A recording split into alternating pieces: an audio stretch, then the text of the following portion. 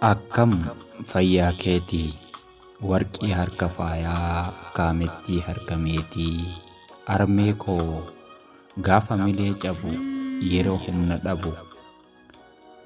gaafan ijibbaadhu jiruuf harka laadhu namootan gatamee gaafan dhabu gita jireenyi dacheerraa gaafa ta'u bita abdii natti horta yoon abdii kutuu abdiin jiraachifta gaafa qalbiin duutu addunyaan kun marti bakka keenaan buutu gaafan karaa maqu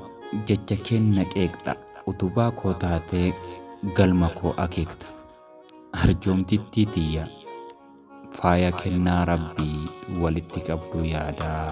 itichituu qalbii akkaan abdiin kutanne jechootaan na kultee anaa yaadan faca'ee badu at qabdee na tultee an ilma kee kana jecha keen gorsite anaa silaa dabu qabdee sorsite tartiiba jireenyan akka ani diriiru tarree namootatti akka ani hiriiru dambalii miirotaa keessaa na baasiste ilma galma qabu anaa kee taasiste eeyyeen erga rabbii guddaatus hin armage aniin naman taane si hin nama ta'e karaa keen carroomee gaaf jiruun naan mare maalummaa namummaa ani sirraan mare eeyyeen armee koo biqiltuun gaarummaa harka keerraan marge maalummaa gaarummaa ani sirraan arge osoo amma ka'ee namni na gaafate maalummaa gaarummaa narraa iyyaafate anumaa hin beeku gaarummaa kan bira jecha gaarummaa ibsu situ dursee jira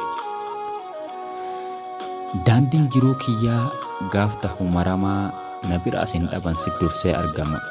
deessee koo oolma farjooma kee ani himuu hin danda'u filannoo jechaatiin si ibsuun naan ta'u barruudhaan barreessee jechoota kuusee jecha koon sin ibsu gatii kee gabbuusee situ jecha kiyyaa oli fagoodha gararraa gara laafummaa keetu na raaja mararraa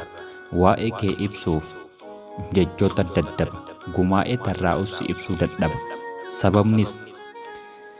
oolmaaf arjooma keetu jechoota irra caala kanaaf jechoonni arraba kootii eessaa si madaala